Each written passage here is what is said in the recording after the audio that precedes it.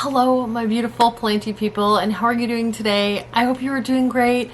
I am doing okay.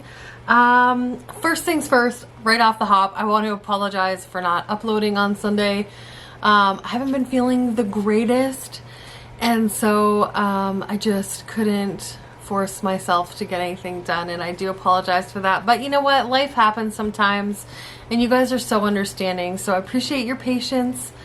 I'm starting to feel a little bit better. My energy isn't quite where it normally is, but you know, for some of you, maybe that's a good thing, because I know sometimes I get a little anyways, enough about that. So for those of you who are new here, hi, hello, welcome. My name is Nikki. This is my channel, Plants, Pots, and Whatnots. And for my gluttons for punishment who keep coming back for more, thank you so much. It is lovely to see you. So today I am going to address the #1 plant genus that I get asked about most often, and that is Alocasia. So I have quite a few Alocasia, and I get asked probably at least 3 to 4 times a day about some sort of Alocasia care. So I got to thinking, why don't you just do a video on it, and then you can just say like, oh, just go here and watch this. It's just easier than, you know, trying to answer each individual question. So I'm going to try to cover as much as I possibly can. I also asked you guys on Instagram if there was anything specific that you'd like to ask in regards to Alocasia. And so what I'm going to do is I'm just going to go ahead and go through all of my tips on how I take care of mine. I'm going to show you the ones that I do have. I've kind of surrounded myself with my Alocasia here today.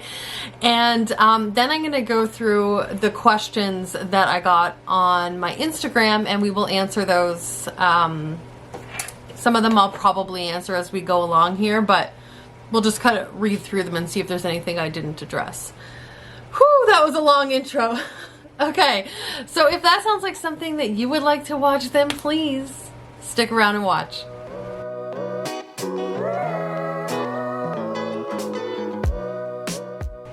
You stayed around. How lovely.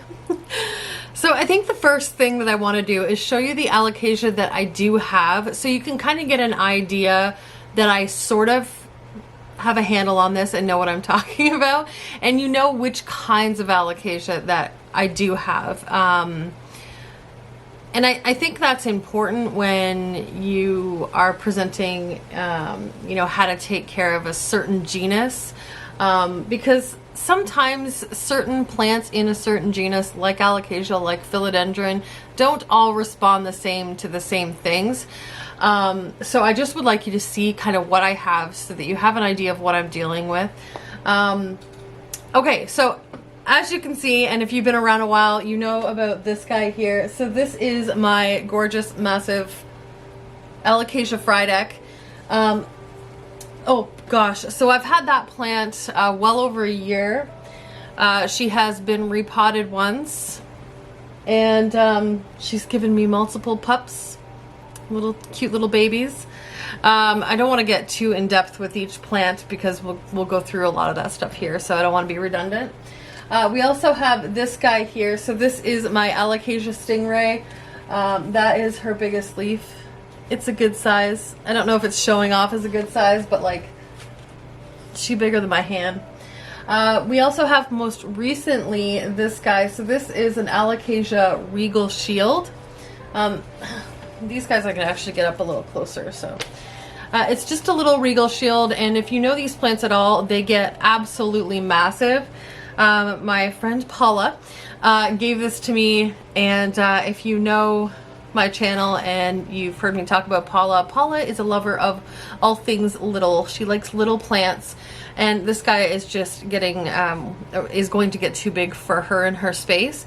So this is the Regal Shield. They are absolutely beautiful plants. A lot of people keep these outside.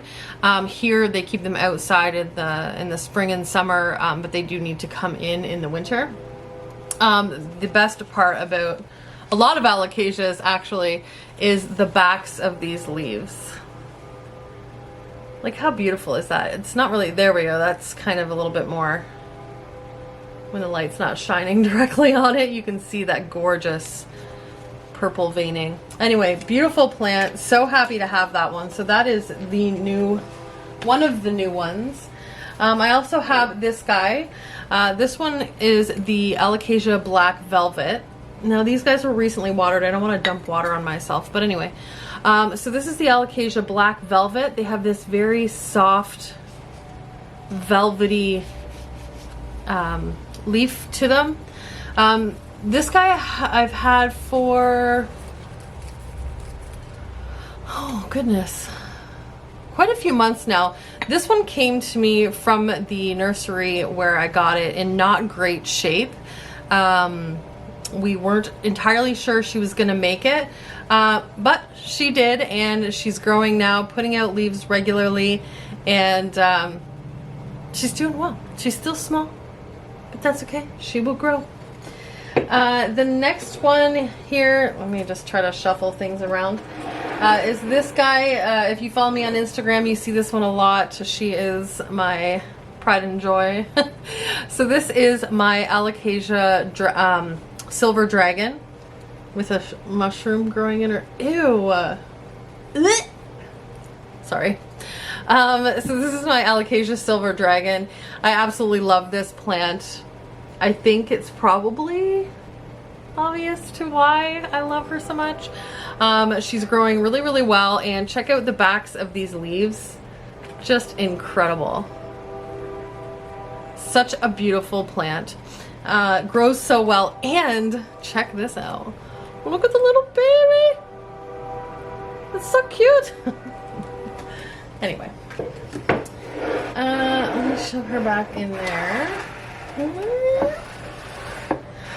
This is another new one that I just picked up about a week ago, I think. So this is the Alocasia Maharani. So it is another, what they call like a jewel. The black velvet, the silver dragon, this guy. So this one has a very rugged kind of texture to the leaf. They are quite thick, and they're very, like, you know what I mean? Like, sturdy, rugged. I don't know, that's the best word I got. Anyway, so they are an absolutely beautiful, that is a newer leaf. It hasn't quite darkened yet. It's still a little soft, but that's what they will look like after they harden off. And they're just beautiful. So I'm very happy to have that one. I am trying to get all of the jewel orchids, so I still need the Alocasia aslanii, which is stunning. Now, I know they are here in Ontario right now, so if you happen to, you know where I can pick one of those up, or you have one that you don't want, you want to, just kidding. But I really do want one, seriously. I also still want the Alocasia dragon scale, so that looks kind of similar to the silver dragon. But it's, instead of the silvery gray, it's kind of got like all those different green tones. It's beautiful. Okay, so, and the only other one that I have here is this guy. Now this guy gets a little bit ignored. It's not my favorite Alocasia. And as I've spoke about before, sometimes, the things you love most get kind of prime real estate. This one sits up on top of one of my shelves, my IKEA shelves, and honestly, I forget it's there a lot.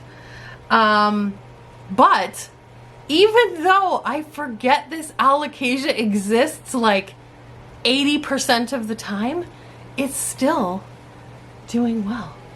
Oh, I'm sorry. This is an Alocasia Bambino. So if you're not familiar, they are kind of reminiscent of an Alocasia Poly or an Amazonica, but they are small, like Bambino, like baby, right? But they are just a smaller version. They really do have really cool backs to their leaves, though. Let's see if that focuses. Are you gonna focus? There. Check that out. Isn't that neat? Really, really cool looking plant. Definitely needs more attention from me, but that's my bad. But when you have too many plants, it happens sometimes. Okay. So, now that we've been through all of the different alocasia that I have and you kind of know what I'm working with here, we can kind of run through some tips. So the first thing that I will go ahead and cover is light, because I think that's probably one of the things that people struggle with the most, that causes one of the most common questions that I get. So the number one question that I get is in regards to drooping or the 3-leaf curse. So many people say, like, how do you keep more than 3 leaves on your alocasia?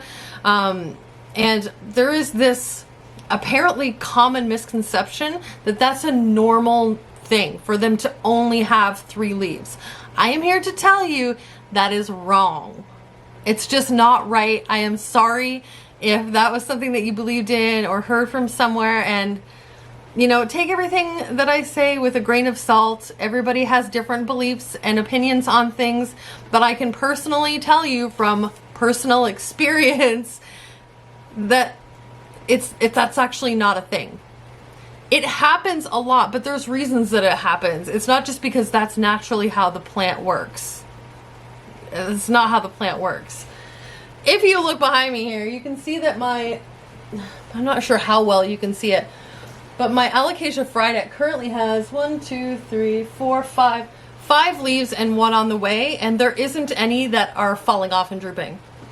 There are ones that lean a little bit, but there's none that are actually like going to come off because there's a new leaf coming through. There's reasons for this stuff, right? Behind me here, my Alocasia Stingray, it has a new leaf on the way, and it currently has 5 leaves. Okay, so let's dispel that myth right now.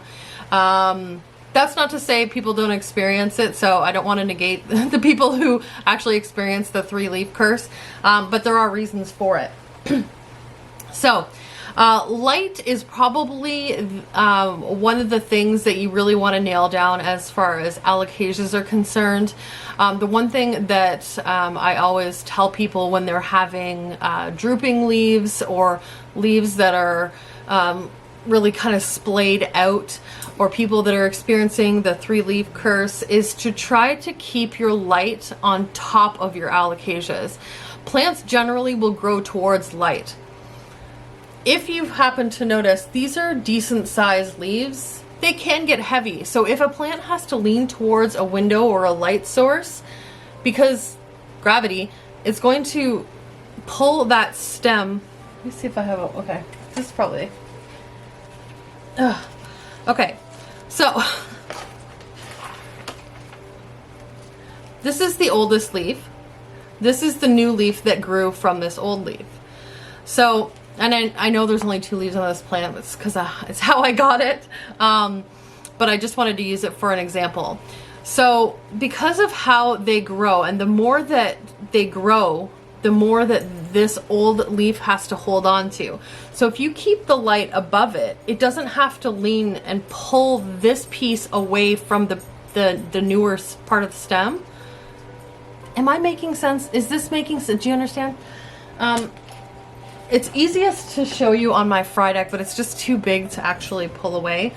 In any case, if this leaf doesn't have to reach this way for the light, it's not going to need to push away as much from here, which will have more likelihood of it staying on the stem. Does that make sense? Please tell me if that makes sense. It's making sense in my head, but I'm not explaining it right. Anyways, the more something like a plant has to lean, especially because of how these grow, the more that leaf is going to pull off and away. So if you keep the light above it, it's going to grow more upright. It's not going to droop because it's not leaning towards a light source. Really hope that made sense. Let me know if that didn't make sense to you, and I will try to explain it better in the comments. Like I said, I haven't been feeling the greatest, so I'm hoping everything comes out like I'm, or it may not just come out at all. Stop rambling. Okay. So the other thing is contrary to what I've heard, some people say is that Alocasias are more like mid to low light plant. This is not the case. And if you put it in mid to low light, or even like medium light, you're going to experience stretching. You're going to experience the 3-leaf curse. So let's take, for example, yoink, this guy.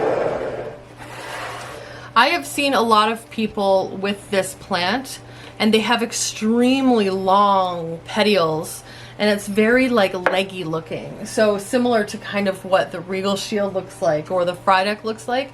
Those plants, the Frydek, the Stingray, the Regal Shield, the Bambino, naturally have a longer petiole, where these little dwarf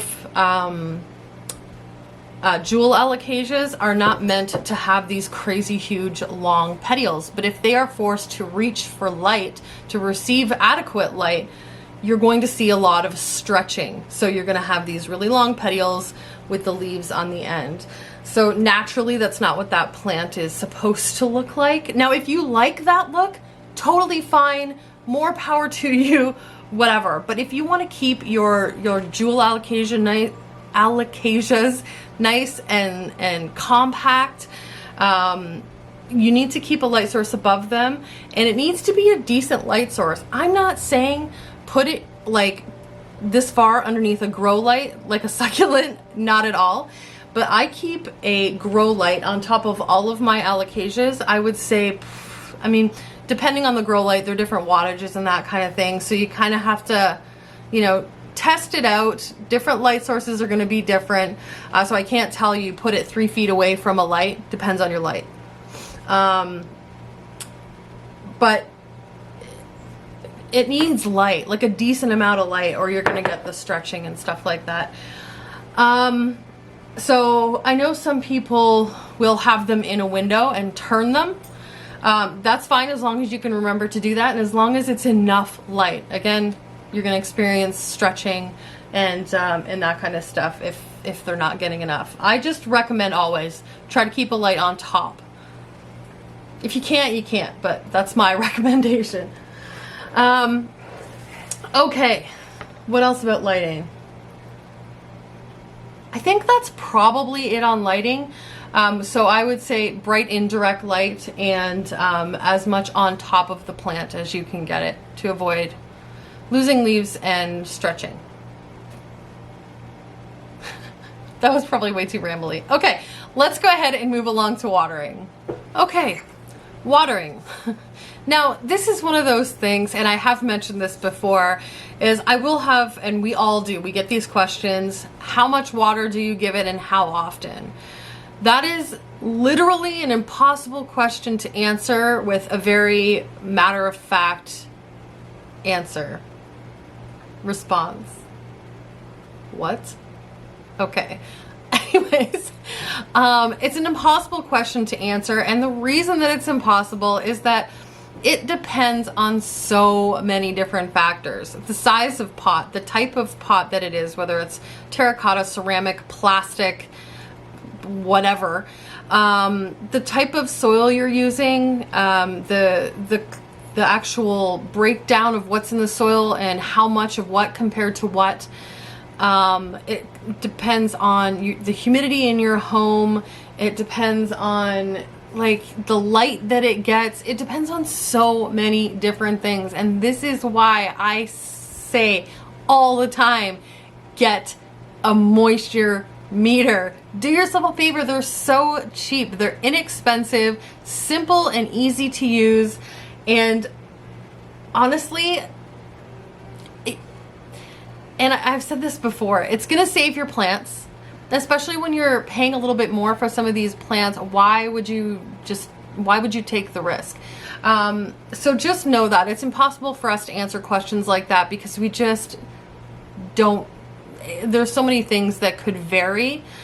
So I could tell you water it once a week, but let's say, for example, it's a faster growing Alocasia. Let's say you have it in plastic, which tends to retain a lot more moisture in the soil than say terracotta.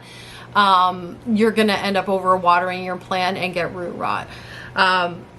So for any watering questions, my answer is always going to be get a moisture meter, test your soil, and go from there. There's no hard and fast rule when it comes to watering, except water it when it's dry.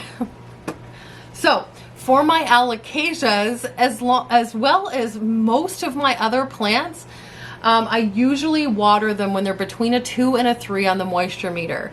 That seems to be the sweet spot that I have found for all of my plants, especially these guys. The one thing that you don't want to do is let Alocasias completely dry out. Now, even that has its own like exceptions, because like I said, that Bambino I have left for like probably like a month without watering it, and it's still alive, it's still fine. Now it's a little bit more of a sturdy Alocasia, whereas I would probably not want to say like my black velvet, probably this guy either, but even him, he has gotten quite dry before, and I've watered him and he's been okay. Now when you start to get into these bigger guys that tend to experience more of the longer petiole, the stretching issues and that stuff, I tend to not let him dry out too much, because the leaves are bigger and it's a bigger plant in general. Inconsistent watering can sometimes lead to leaf drop, or yellowing on the leaves for that matter. So I would just kind of get to know your plant, and that's with any plant. Get to know the plant, get to know what it likes, what it doesn't like. Water it when it's between a 2 or a 3 on your moisture meter, and they will be fine. I have watered my Alocasias with tap water and they've been fine, but in the last probably 9 to 10 months I have been using just like a Brita water filter. Now this also depends on the water that you have in your home. If your tap water is naturally really high in chlorine and minerals and that kind of thing, the best thing to do is just get a tester, like a meter, and just kind of test your water and see what your water is like. The water that I have here is quite high in chlorine, so I was getting like crazy like build up on the pots and stuff. Now this is an older pot, and this one has been here since I wasn't using, or when I was not using filtered water, when I was still using tap water. But you will notice that this buildup here happens, and it's just a buildup of minerals. It's nothing to be alarmed about, although if you're using filtered water or distilled water, you're not going to see that. That's basically all that's caused from. So I prefer to water mine with the filtered water, and then like this has been in this pot since I got it, and I've been watering it with filtered water, and you can see there's no mineral buildup on that pot at all. That was just a personal choice of mine to go ahead and water all of my plants with the filtered water. If you've watched my previous videos, you know that I keep kind of a stash of my old juice jugs on the bottom of a shelf.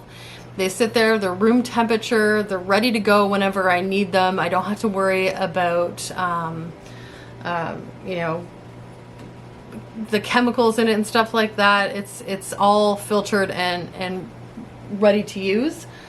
So that's my method. Whatever method you find works for you. But obviously the less kind of, you know, chlorine and all those chemicals that we're putting into our plants, the better. So if you can do that, if you've got that option or the ability to do that, then I definitely recommend it. But you know what? We all do what works for us and what's easy for us and our budgets and that kind of thing. So that's just what I do. Okay. As far as watering goes, I think that's pretty much all I have to say. Get yourself a moisture meter, test your soil, water when it's between a 2 and a 3, and you will be good to go. So let's move on to humidity. So when it comes to humidity, now with any plant, you kind of have to consider first where the plant comes from. These plants come from places that are generally higher humidity locations. Places like that where there is typically higher humidity. So with anything, if you kind of take the plant back to its roots, figure out where it came from and try to replicate as much as you can those types of conditions in your home, you're always going to be way better off than if you just expect the plant to come into your house and be like, oh, it's 15% humidity in here. It's okay, I'll deal with it. They won't deal with it. Some plants can adjust to it better, but they're not going to live their best lives. They're not going to thrive and look how they should. You have to remember that we're bringing living plants out of wild conditions where they normally grow into your home. So we're being very selfish. So we have to remember that these are living things that we're bringing into their home, and they have certain care requirements in order for them to thrive. So because these guys come from places with higher humidity, we have to sometimes modify the conditions in our home. Now, all alocasias are different. For example, this regal shield doesn't require as high humidity as, say, my jewel alocasias or my Frydek. So we can here plant these outside in Canada in the spring and summer, where sometimes the humidity doesn't get super high. Now, don't get me wrong, sometimes it gets real hot. But they are fine. They don't require as much humidity as some of these other ones. So keep that in mind as well. It really depends on what kind of alocasias you have. So I think the Frydek is probably one of the ones that's probably responds better to the higher humidity. And when I say high humidity, I'm not talking 70-80%. Your alocasias across the board will do fine between 50 and 60%. My home stays between 50 to 65%. Now, right now, for some reason, the humidity has been crazy inside my home. I think it's probably because I have so many plants, so I've kind of created a literal rainforest in my house. But since I've had the doors shut and the windows closed because it's starting to cool down outside, and I don't have my heat on just yet, my house, I have to struggle to keep it down because it's been up around 75 to 80%. And that's just too high to have in your home. It's not healthy. It's not good for anybody. So sometimes I just kind of keep a window or my patio door cracked a little bit just to kind of keep that humidity down at a reasonable level. But if you keep your humidity between 50 to 65%, that's a sweet spot for alocasias and most other plants. All of my philodendrons, my monstera, they all sit out on my shelves. I get asked that a lot, actually. You know, when I'm showing plants and that kind of thing, you know, are you keeping them in a greenhouse? What's your greenhouse temperature? The majority of the plants that I show you, unless I specify otherwise, are all kept out on my shelves, just in my living room, dining room, kitchen sort of thing. So they all get the same amount of treatment. So I would say try to keep 50 to 65% is a great spot. It's healthier for you. It's good for your plants. It's a win-win. In the wintertime, if you have heat on, you're going to need to supplement, probably with a humidifier. I do have some great options for humidifiers linked down in my Amazon storefront, so you can check those out. And yeah, I think that's pretty much all I have to say for humidity. It also helps with pests, which we will get to in a few moments here. So again, as I'm going through all these, if you have any further questions on each topic, by all means throw those down in the comments and I will get back to you. So let's move on to fertilizing. Okay, when it comes to fertilizing, and you know, that's another one of these big things that I think gets to be way more complicated than it really needs to be. My number one thing is plants need fertilizer. They don't get the proper nutrients that they require just simply from existing or being in potting soil or whatever you have it in. Your plant, if it's doesn't get the nutrients required, will decline. It will not grow properly. It will not show its proper colors. And so, whereas plants in the wild, because they grow in ground, there are so many nutrients naturally provided to that plant that it doesn't need any supplement. So it gets the breakdown of the foliage and, you know, leaf litter and things like that that create all of those natural nutrients that the plants require. But again, plants that live in soil in pots don't have that. So if you're not currently fertilizing your plants, please, I implore you to do so. Does it really matter what fertilizer you use? Not really. I find for my Alocasias, I've tried a bunch of different things. I've tried Miracle Grow fertilizer, which there's been a lot of like hate and shade thrown towards Miracle Grow lately, but I think that's more in regards to their soil. I personally am not a crazy fan of their soil, but I do find that their all-purpose fertilizer works really, really well. So that is a great option. So currently I am trying out this General Hydroponics Flora Nova, I think it's called. So it's a 7-4-10, I believe, fertilizer.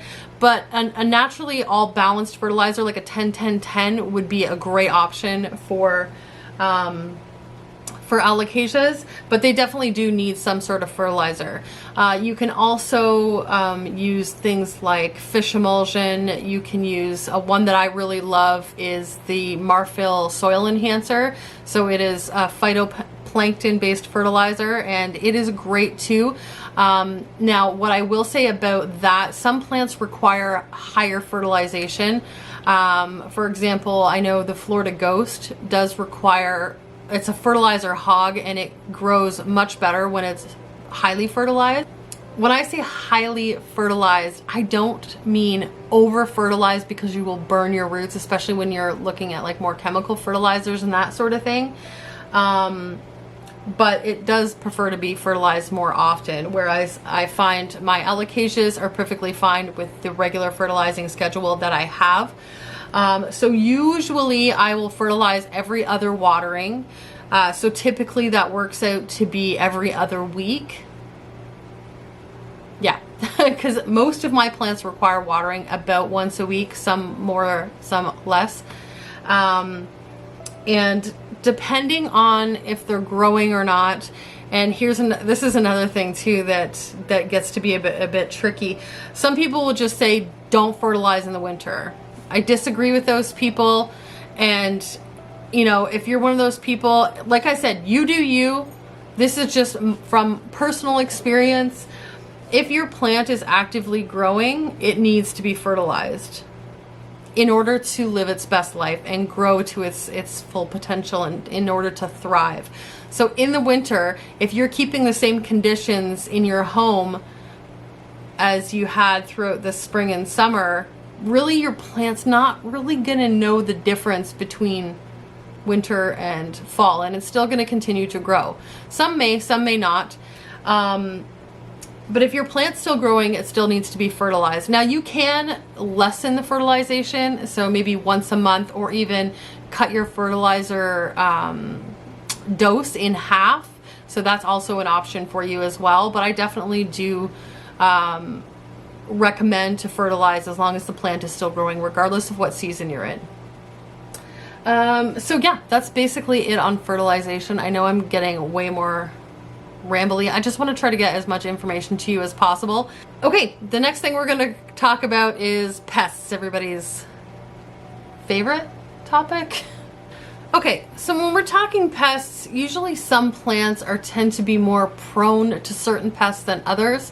And then there's plants like my kangaroo paw fern, which has never had a pest ever, even though it is right in the area where I tend to put plants to clean them of pests. So anyways, the ones, I know a lot of people say that Alocasias are spider mite magnets. Now, to be completely truthful with you, I have never had a spider mite on any of my Alocasias. Now, that's not to dispel the myth or anything like that, or, you know, negate people's spider mite with alocasia experiences, but I just personally haven't experienced that. Now, I will say that I have dealt with thrips, and they suck. So my Alocasia Frydek went through a bout of thrips last year, and we have nipped that in the bud. I have a pretty good routine down to make sure that my plants stay pest free for the most part. I'm never gonna completely get rid of pests, so it's gonna happen. It's just a matter of minimizing your pest infestations, and I'm not going to go too much into that. I do have a video about pest prevention. I'll link it up here. Did I get on the right side the first try this time? I think I did. You watch, it'll be the totally wrong side. Anyway, I will link my pest prevention video up here, and it just kind of gives you a breakdown on all of the things that I do and that I recommend in order to help prevent getting pests or having an out of control pest population in your collection. And this guy as well has also experienced thrips. I don't know if you can see it from there. If not, I will try to insert a photo. But you can see some yellow spotting, and that is the trademark sign of thrips on your plants. But with any of these other plants, like with my silver dragon, my black velvet, I have never had a pest on those ones.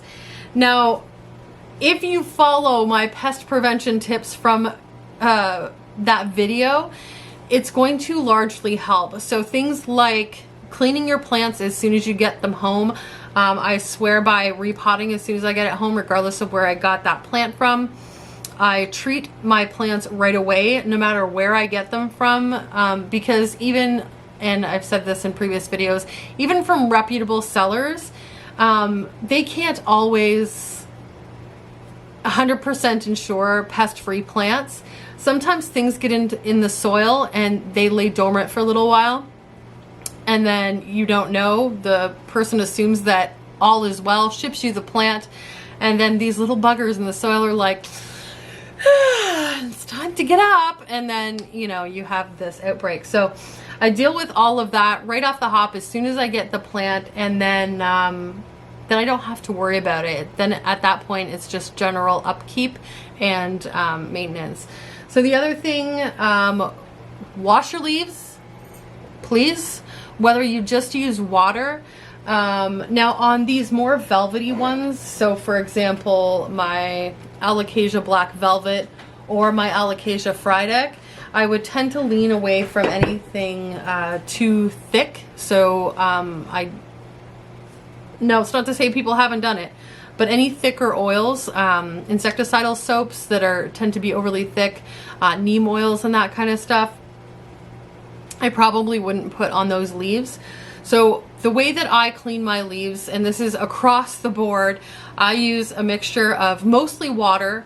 I use a little bit of lemon juice, not like a ton. I'm talking like maybe a tablespoon in a bowl. So I use this little bowl about this big. Fill that with warm water, not hot water, more like skin temperature water, and a little bit of lemon juice and a little bit of rubbing alcohol.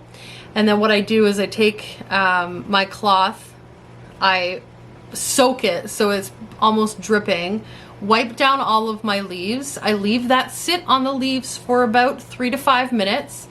Then I take another bowl that has clean fresh water and a new clean cloth. I wipe it all down to get all of the residual, oh, just soap. Did I say just soap?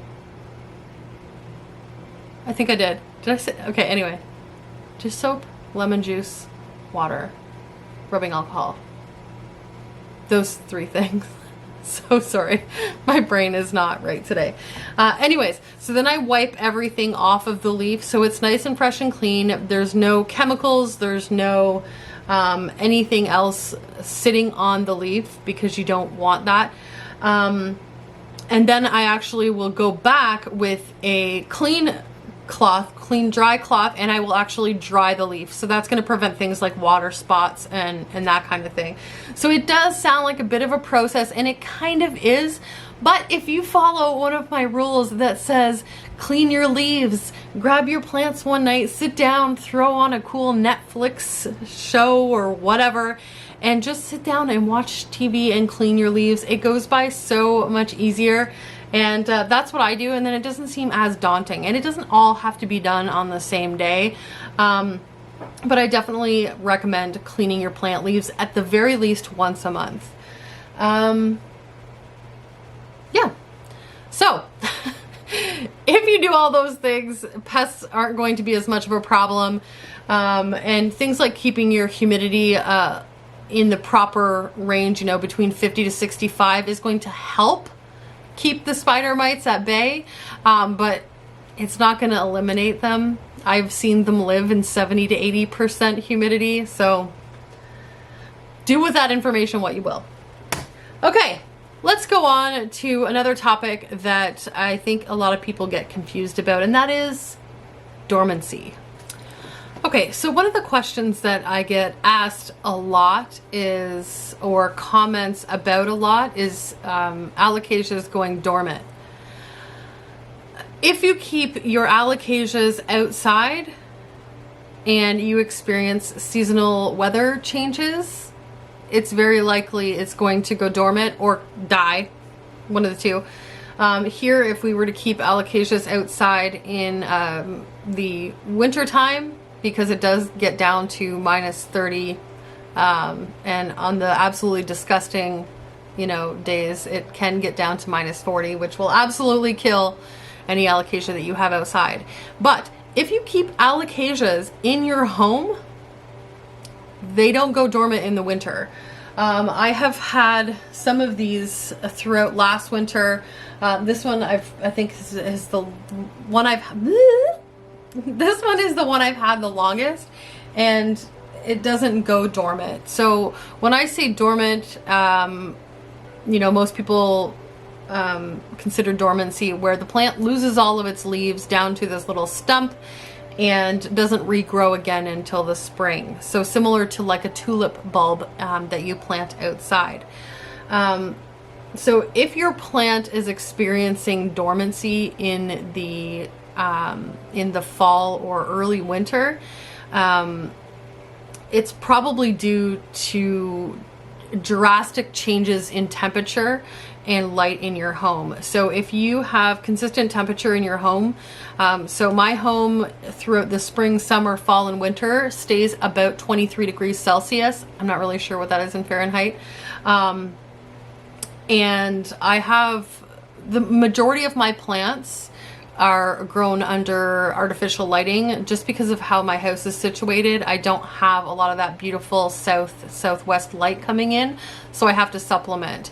So because of that, my plants get mainly consistent lighting throughout the year, so I don't have any issues with stunted growth in the winter or plants going dormant. So if you keep your Alocasias inside, keep the temperature and the light consistent throughout all 4 seasons, you shouldn't have any issue with Alocasias going dormant. It's just not something they do if, you know, the temperature and humidity and everything else in your home is the same. You're only going to experience that, like I said, when there's extreme changes in the conditions inside your home, like cold and light.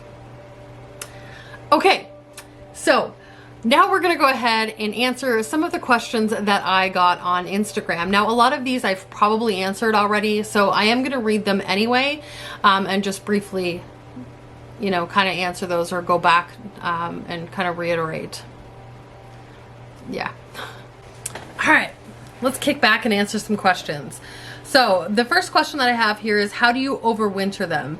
I kind of just mentioned that, and I'm assuming that you know, people are talking about indoors. I don't keep any Alocasias outdoor, but if you do keep Alocasias outdoors and you live in a location that is seasonal, meaning you get drops in temperature significantly in the winter. So if you're in kind of the northern hemisphere, you're gonna have to bring your plants inside, or you can chop the leaves and keep the bulb indoors and then replant it outside in the late spring once the ground thaws. I'm hoping I answered that question. As I said, I don't keep any Alocasias outside, so I can't really speak to that much, but I know that Hannah from Tropical Plant Addict, she has some really great videos on how she overwinters a lot of her plants. I know she does keep Alocasias outside, some of the larger leafed Alocasias. And she's got some great videos on how she overwinters her plants. So go check her channel out if that was something that specifically you were looking for. The next question, do you ever let your soil completely dry out? I heard they don't appreciate that. I kind of touched on that, and no, Alocasias tend to be from locations that are fairly moist. So they don't like their soil to completely dry out. But again, like I did say before, there are some Alocasias that are not going to super negatively respond to having a little bit drier soil. So just get to know your plant. Now, I wouldn't change anything too dramatically, especially when you first get the plant. You want to keep it close to the same conditions that, you know, the greenhouse or wherever you got it from was grown, and slowly kind of acclimate it to your conditions or your care that you're able to provide the plant. So for example, if it comes from a place that you know it was kept in 70 to 80% humidity, really moist conditions like a greenhouse where they're watering it constantly, you're not going to bring it home, throw it in 20 to 30% humidity and water it less, because they can't adjust that quickly to changes like that. Then you can slowly over time slowly drop the humidity, and the plant will acclimate to that to a degree. But like I said before, these plants do come from locations that have higher humidity. So I would say, and again, I know I'm repeating myself a lot, 50 to 60% for these guys probably would be perfect. Next question. The biggest issues: root rot, pests, drying out. Any plant is going to get root rot if it's overwatered. So again, that's when I recommend using the moisture meter, and then you're not going to have those problems. Use your moisture meter. Between a 2 and a 3 on your moisture meter is a perfect time to water your Alocasias. We talked about pests and watering. Plastic or terracotta pots. Now, all of my Alocasias, with the exception of this one here, simply because I didn't have any terracotta, are planted in terracotta, but it's honestly your personal preference. There's no this is better than that pot. It's whatever you want to use. You can use terracotta, you can use plastic, you can use ceramic. You can pot it in whatever you want. Just keep in mind that you're going to have to adjust your care to the pot type that you have it in. So no plant really cares what kind of pot it's in. It's the soil and the care requirements. So if you have your plant in terracotta, it is going to dry out faster. So you're going to have to kind of be a little bit more mindful when it comes to watering, as if you had it in plastic or something else that kind of retains more moisture. So just keep that in mind. It really doesn't matter what you keep it in. It's the soil and your watering that are going to matter more, if that makes sense. We went through, another question was, what is their ideal care, light, water, humidity? I think we kind of went through all of that. Somebody said, what are the little bulbs in the dirt of my Alocasia? Can they be propagated? Propagation, thank you. That is one thing that I completely forgot to mention. So Alocasias are kind of rhizomatic plants, so they will send new growth underneath the soil and up. So I have I am so sorry. So a couple of mine have that going on right now. So this is one of them. You can see that it is completely separate from the main plant. So what it does is it shoots the rhizome. That is a big crow. Can you hear that? Woo! Alfred Hitchcock moment there. Anyway, so it shoots the rhizome underneath the soil and creates like a little bulb, and then the plant shoots out from that. So we have one here, and I'm not sure if you can see it or not.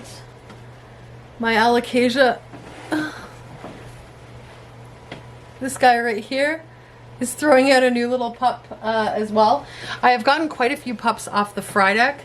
So that is how you can propagate Alocasias. They don't propagate by leaf cuttings. You can't just chop a stem off, throw it in water and expect it to grow. Not gonna happen. You do need to wait until they produce pups, and then you can just take the plant out, separate gently that pup off of the main plant, pot it in its own pot. Bob's your uncle. You can also take those little bulbs, and I've also done this. So when I was repotting this Alocasia fry deck, and I do have a video on that, I'll put it up here.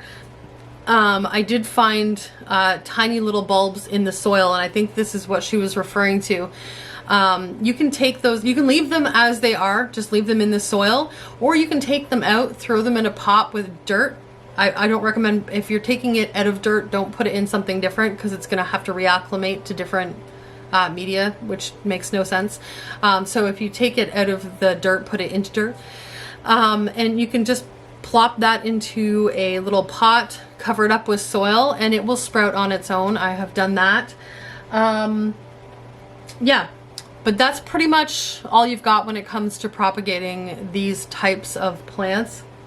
Because they're rhizomatic, they don't propagate in other methods. If that makes any sense. I don't know. So she'd asked, can they be propagated? Yes, absolutely. If they have already grown a sprout, then I would make sure that little sprout is above the soil. But if they're just the little bulb, just put it under the soil about an inch and a half to 2 inches, cover it with soil, and it will find its way to the surface. Best pots, potting soil, consistency specs. Oh, I didn't really talk about soil. All of my Alocasias are potted in similar, so I basically take my aroid soil and make it a little less chunky. So I use cocoa bark, I use lots of perlite, because it is important that they are well draining. You don't want it to be too peat heavy, because you will root rot your plant. They do like the moisture retention, but they don't want it to be that soggy. They don't want to sit in water. So I do have a lot of amendments in my soil to make it well draining, but then I do have other things like the cocoa chips and my potting soil, which does have a little bit of peat in it, but a nice mix of the two. You want something well draining but moisture retentive, if that makes sense. You don't want anything too dense and heavy, and usually soils with too much peat or a lot of peat, unless you amend them, are probably not a good option. So I hope that answers that question. What else we have here? Are they supposed to get leggy or stay compact even though they're getting good lighting? Again, it depends on the plant. The fry deck, the Regal Shield, those ones naturally get longer petioles. They are a taller, bigger plant, whereas if you're looking at things like the Dragon Scale, the Maharani, the Black Velvet, those are more dense, kind of dwarf. So those plants should stay more compact, and if they're not, it's probably not getting enough light. Okay. Sorry, I know this is going to be a long video, but I wanted to make sure that I covered everything. Soil mixture, we talked about that. How to prevent spider mites, we talked about that. So somebody asked, should I remove an old dying leaf? So here's my theory on if you have a leaf that's falling off or dying. If your plant has at least 3 other healthy leaves and you don't like the look of that yellowing droopy leaf, go ahead and cut it off. It's not a big deal. Now, some people will say that a dying leaf is draining the plant from energy, or you know, it's taking a lot of the energy away from producing new leaves and stuff. That's absolutely not true. It's kind of the opposite, actually.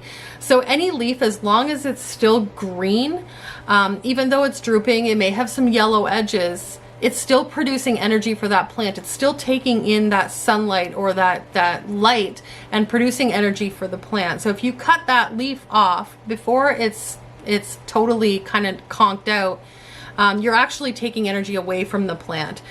But again, sometimes, you know, we want our plants to look nice and pristine and whatever, and we don't like the look of that, you know, partially drooping, dying leaf. So it's totally up to personal preference. If you want to cut it off, cut it off. I've done it. I personally am not a crazy fan of like the yellowing, droopy leaves. But there have been situations, depending on how big the plant currently is and how well it's doing. If the plant's doing really well, has a bunch of other leaves, I just cut the cruddy leaf off and it's fine. I hope that made sense. I still see little pups coming out of the soil. Should I cover them up with more soil to let them grow? If they're coming up out of the soil, I definitely wouldn't put more soil on top of them. I would just let them grow into pups. And I would probably, if you're going to separate them once they do get a little bit bigger, I would wait until the pup gets a few leaves and can sustain on its own before you repot it. Just because it has a better chance of survival. So I would wait for a little while, let the little new pup get 2 to 3 leaves, and then if you want, you can unpot your mother plant, take those new pups off of there. But yeah, I definitely wouldn't cover it with more soil. They're pretty good at knowing, you know, when to come up to get light or not. So I think you'd probably end up killing it if you covered it over with more soil. What is your easiest or hardest ones to care for? Honestly, I don't find any of them difficult, like at all. The only one I've ever struggled with, and that was because it was my first one, was this Alocasia Frydek. But once I figured out all of these steps that I'm telling you guys, it's been completely fine. I don't have to tie it up. It grows upright. It's lovely and beautiful, and it's been an amazing plant. But I think I don't really chalk that up to the plant being difficult. I chalk it up to that was my first Alocasia, so it was kind of like my learning Alocasia, if that makes sense. I don't find any of them difficult, like at all. Okay, oh, I keep scrolling back to the top. Somebody said, why is my Frydek so droopy? Again, it's some people, so I've seen recently people that have just received a Frydek and the plant has started to decline quickly. Now, again, there's probably lots of reasons for that. Acclimation is probably your first, the first culprit for that. Again, the conditions aren't going to be exactly the same as wherever that plant was grown, but I will say, don't give up on the plant. As long as the roots are okay, the plant will be fine. They will regrow new leaves. It may just look a little bit ugly for now. I know a friend of mine sent me a message last week completely panicking. She bought a Frydek. She had it home for a few days. Leaves started yellowing, dropped them all, and she's like, I knew it was gonna happen. Blah. It will be fine. It probably is just reacclimating. In my personal experience, I find the Frydeks don't respond well to being moved from extreme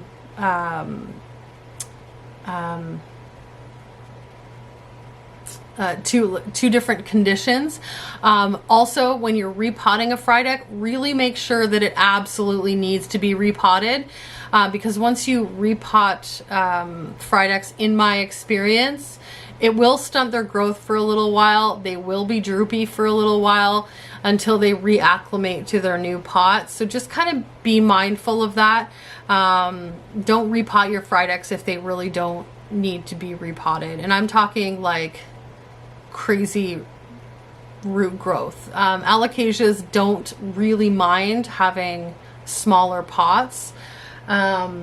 Now, if it's like super tight in there, if you can kind of pull the plant out and see like a whole bunch of like roots, then yes, it's time to repot the plant. But other than that, try not to like change them a whole lot. How do you encourage new growth without the death of a leaf? We kind of went through that. Your lighting, your consistent watering, your proper humidity, those are all going to go hand in hand in order to keep into light on top. I think that's a huge one, to prevent them from really drooping like that or dying. Have you ever had an alocasia that starts a new leaf and just won't open? No. Now, there'd be a bunch of questions that I would have for this person, and I'll probably respond. A few things could have happened. There could have been a dramatic change in conditions in your home. So a cold shift, a humidity shift, a lighting shift. A repotting would have absolutely stunted that leaf growth. But as long if all of the conditions have been exactly the same the whole way along and it hasn't been repotted or anything like that, you got me. I have no idea. I've never experienced anything like that with any of my plants, actually. So I'm not sure how to answer that. Sorry. And I think that was all the questions. So hopefully I've answered your questions about alocasia. Again, I know this video was really long, but I wanted to make sure that I included everything and kind of answered all of the questions that people generally have in regards to alocasia. But as I said, if I didn't answer it, please go ahead and